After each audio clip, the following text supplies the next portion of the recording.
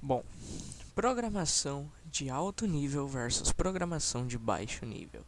Por onde começar? Bom, é sobre isso que iremos falar hoje.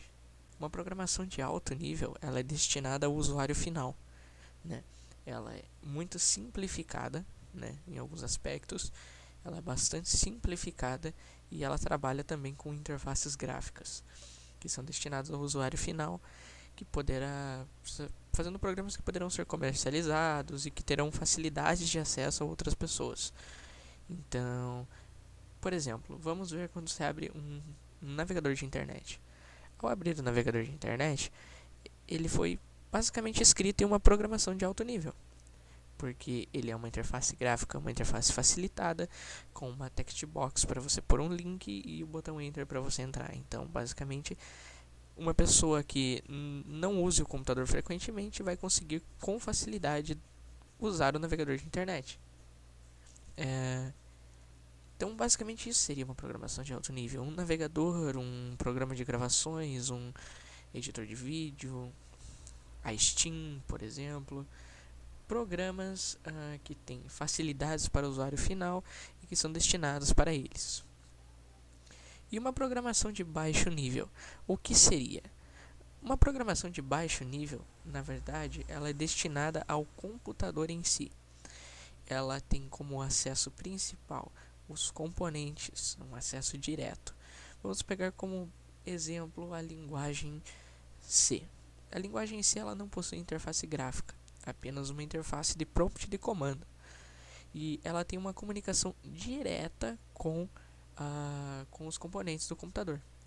Caso você queira, por exemplo, escanear discos utilizando os comandos de /s, esse tipo de coisa, tudo ele é um pouco mais obscuro, vamos dizer assim, para o usuário.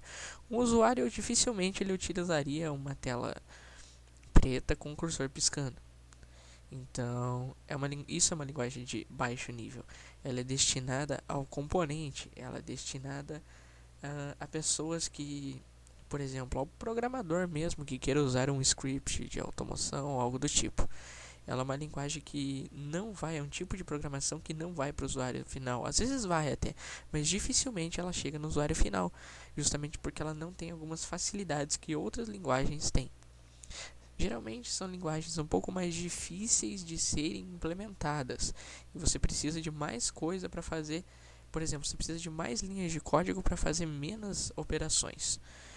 No caso, eu poderia citar um exemplo de baixo nível como linguagem C, linguagem Pascal, né?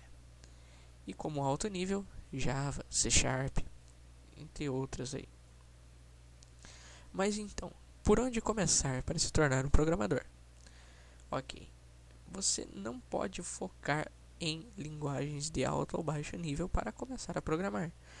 Para começar a aprender a programar, é necessário primeiro saber a lógica por trás de tudo isso, pois com a lógica você vai poder aprender linguagens de alto e de baixo nível, sem maiores dificuldades.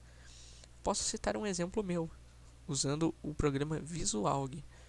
Eu aprendi a programar usando a lógica e o português estruturado e depois eu passei para C, porque realmente o C ele trabalha mais com a lógica, esse tipo de coisa. E além de ser uma linguagem de baixo nível, ok? Bom, essas seriam as propriedades de cada linguagem e por onde começar, ok? Espero que tenham gostado. Se gostaram, deixe seu like e até o próximo vídeo.